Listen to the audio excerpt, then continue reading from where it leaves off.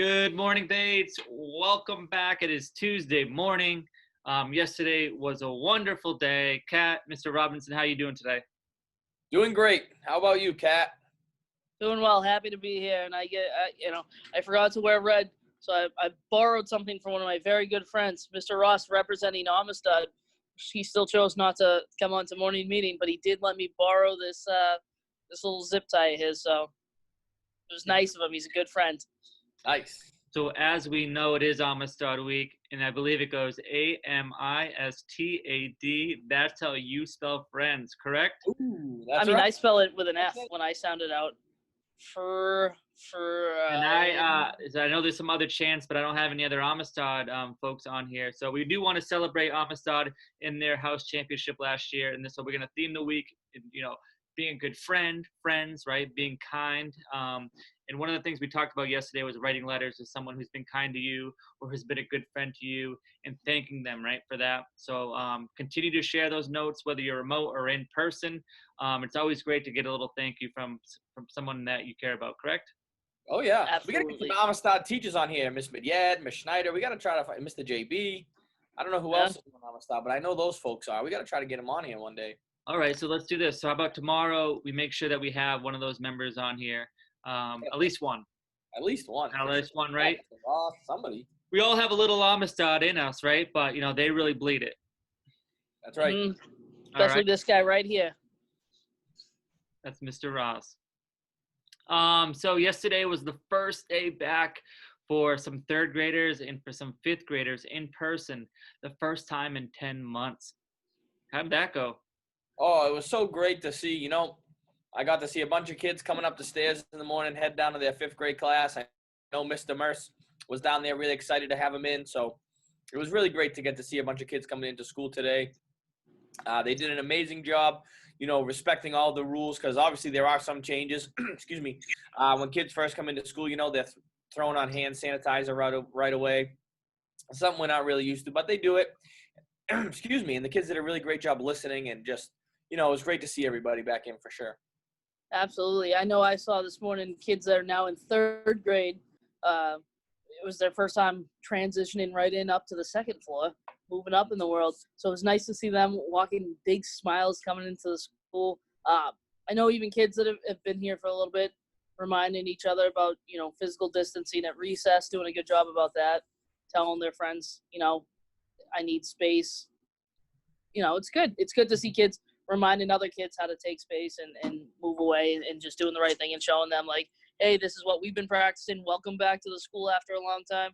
Here's what you're going to practice now too. So keep it up, guys. Yep. Yeah, absolutely.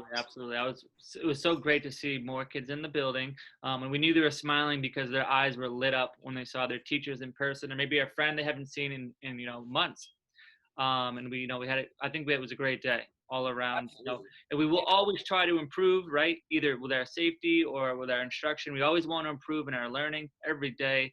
But that was a great first day back. And so I want to thank all the teachers and staff as well as the students for making that a great day. And today's going to be a great day because we're going to continue that. So it'll be this third grader second time and fifth grader second time in this year. Remote students, you're still chugging along. And again, even though you're still remote, continue to keep engaging in those lessons. Participate is the best way to do it, because sometimes if you're kind of just letting the teacher talk, you can zone out or, lose sight of your own learning. But engage, right? Ask questions, right? Communicate with your peers. Do you have any other tips, guys, for remote learners? No, I think you said it best. Ask questions, engage. It's still really important. Just like if you were in a classroom, participating, that's a great way to make sure that you're learning, right? How can you, and chances are too, if you have a question, somebody else probably has that same exact question. So don't be shy. Feel free to ask questions. Your teachers love to hear from you, and they want to make sure that they explain everything that you need to know. So if you feel like you're missing something, raise a quiet hand, or whatever your teacher's routine is, make sure you do that, and they'll be glad to help you out. It's very important to stay engaged. It's really easy just to turn off your camera and turn off your microphone and sort of walk away from the computer or not pay attention or be on a different website. But and we know that learning is your number one priority. So make sure you're asking questions and really focusing on your schoolwork.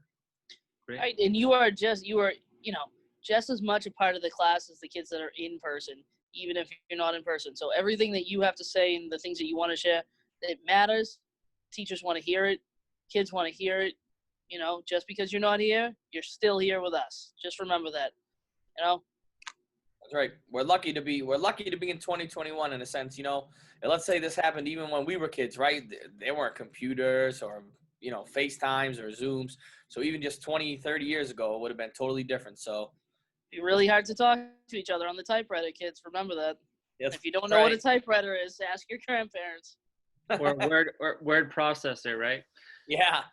So if you don't know what those are, things. look it up. If you don't know what those are, look it up. You'll be amazed, guys. I promise you that. Well, let's get, it is Tuesday. We want to get back to work. So we're going to sign it off, but afterwards we do have a read aloud, The Invisible Boy. So if your teacher wants you guys to continue that, please watch it. It's about, how to include and making sure everyone's friends. And that will be the theme, obviously, as it's Amistad Week. So after we sign off, that will be there. So I will give it to Mr. Robinson to take it away. All right. Well, that is going to wrap up your announcements for today. And as always, it's a great day to be great.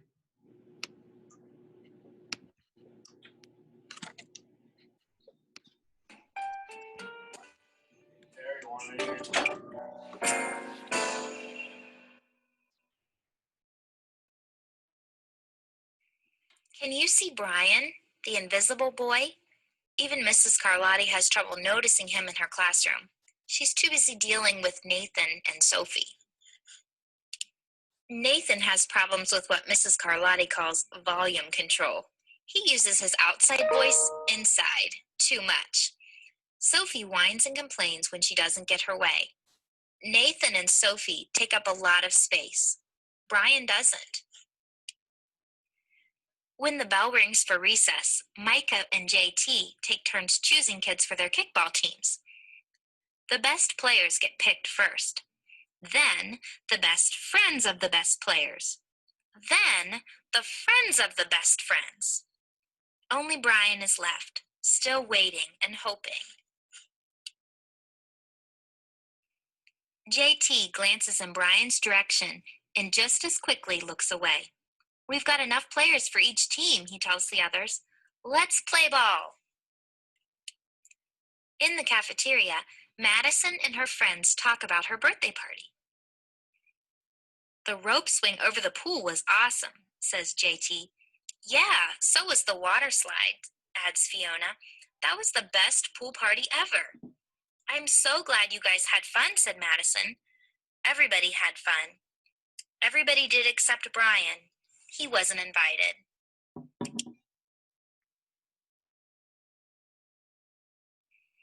At choosing time, while the other kids play board games and read, Brian sits at his table, doing what he loves to do best.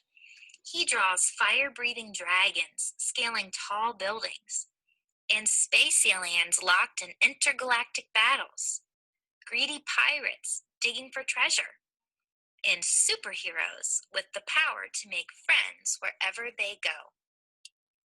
On Monday morning, Mrs. Carlotti introduces Justin, a new student, to the class. Brian smiles shyly at him.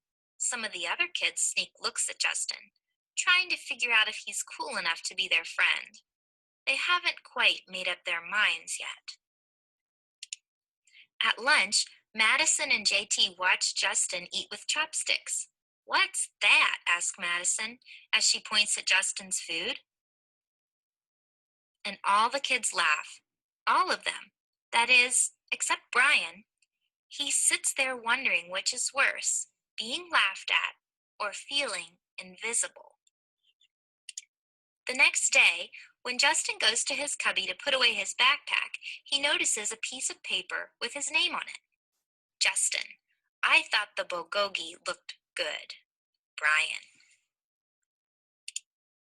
At morning recess, Brian finds a piece of chalk on the ground and starts drawing away. You're Brian, right? Yeah. Thanks for the note. Hey, Justin, Emilio calls out from the tetherball court. You're up next. Sorry, I gotta go, says Justin. By the way, that's a really cool drawing. he adds, before taking off. Back in class, Mrs. Carlotti asks the kids to team up in twos or threes for a special project. The kids scurry around the room to pair off. Brian heads towards Justin. I'm already with Justin, says Emilio. Find someone else. Brian looks at the floor, wishing he could draw a hole right there to swallow him up. Mrs. Carlotti said we can have up to 3 people in our group. We are only 2. Come on, Emilio. Let him work with us. Okay, I guess. Mrs. Carlotti gives the class directions for the project. Your assignment is to work together to write a story about what you see in that photograph. Use your imagination and have fun. Whoa, cool, says Emilio. What kind of people do you think live in houses like that? I don't know, but I bet Brian could draw them to go with our story, says Justin. Brian takes out his lucky pen.